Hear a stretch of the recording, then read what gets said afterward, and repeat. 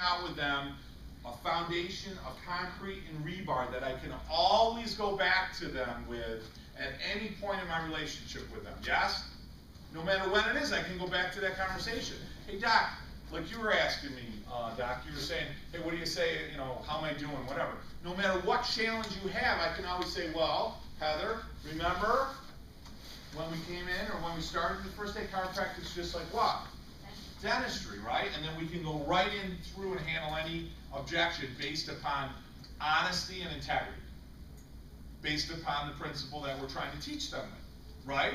As opposed to, well, you know, usually should take about, you know, maybe like 3 or 4 more adjustments most of the time, and then you probably should start feeling a little bit better, right? I mean, I understand it, I get it, I've been there, right? And then, you know, based upon, like shoot yourself right now, you're done. If you say, you know, 6 adjustments, I mean, they're gonna be there no more than what? 6, no matter what the end result is, right? Hey, you're right, man. Holy cow, I cannot believe it.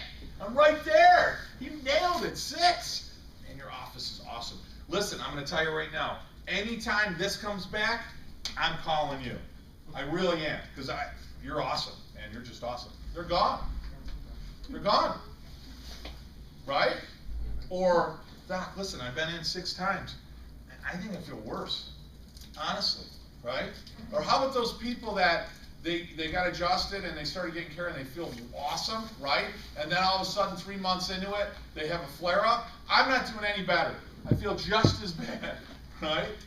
But you set up this whole relationship with them based upon what?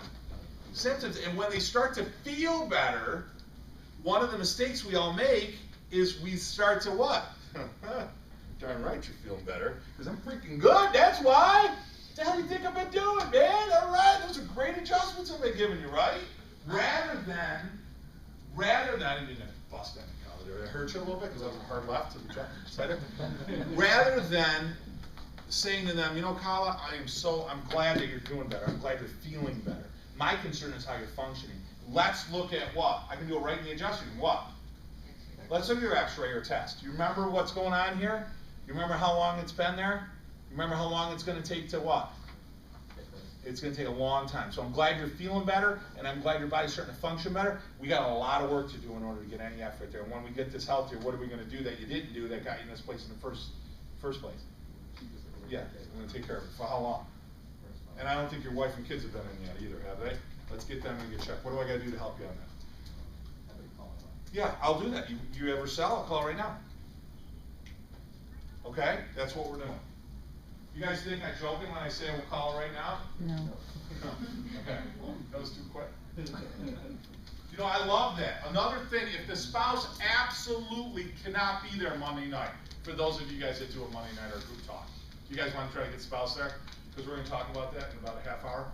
But listen, if they can't come for whatever reason, most of us have smartphones, right? Have the spouse that is there take pictures of the x-rays, and then let's call her on the phone. Barbara, I'm here with your husband. This is Dr. Joe. Yeah, listen, we have some concerns. Can you see the x-rays right there? Do you see them? You see what's happening on there? Do you see what's in? Yeah, that's a concern. And then I can take a picture of the autonomic chart. It's unbelievable. It's awesome. So I'm not saying use that as an excuse, because it's always better that they're there. But let's face it, if mom's not there, it's a lot, or dad, it's a lot harder to get them to what? Commit to care. And one of the reasons that Monday night, as we call it, never call it a what? Class. Ever. Don't call it a workshop. Don't call it a new orientation. You're not going to call it anything. All you're going to say is, I call it Monday night, but we don't even say Monday night to them. We're going to say, listen, we're going to get you in and go over your what? That's it. And it's important your wife's here because it's what? I'm concerned and it's significant. I mean, that's going to be my dialogue with you. I'm going to get you to come because we're concerned. Not because, hey, we got to do an orientation class. It's never going to happen. But why a Monday night is more powerful is that you want to grow, ideally you want to grow what? You want to grow families. So listen, you can do one-on-one all day long, and that's great. And you can get really good at it, and they'll come in. You know, you'll commit to care. And if there's a challenge with you about coming in for care, I can do the smartphone thing and all that. But if you really want mom, dad, and the children in, There's usually a little dichotomy happening between mom and dad. Maybe dad handles the finances and mom handles the kids, or maybe mom handles the kids and dad does finances, or maybe there's a blend of both, or whatever. If everybody's there, it's a lot easier to handle what? So offices that tend to do a group report, okay, this isn't 100%, but offices that tend to do a group report tend to have a much higher volume and tend to see a lot more families, okay? And families are a better way to run your office. Why? Why is it more stable? It's definitely more fun. Why is it a more stable practice? Kids grow up with it. Why else? I'm not saying this. Yes, why else? Purpose. 1 yes is 3 patients. 1 yes is 4 patients. Yes. What else? They got the big picture to have their family in it. They truly got the big picture. Yes. Everything you're saying is correct, but something much more powerful. What was the question again? I don't even remember. Why is it best that families come in? Stay together. So you can truly make an impact. Yes. What did you say? People stay together. Why are they going to stay together? You're going right where I want you to go. Why are they staying together? Because they're connected. They're connected, community-based. That's exactly where I'm trying to go. Community-based. You see, if I'm in a church, right, there's a what? There's a tribe, there's a community, right? Police department, school, fire department. Remember the places I always tell you guys to market, right? Why? Yeah, they're community, they're connected. There's a group of people that trust each other, that rely on each other.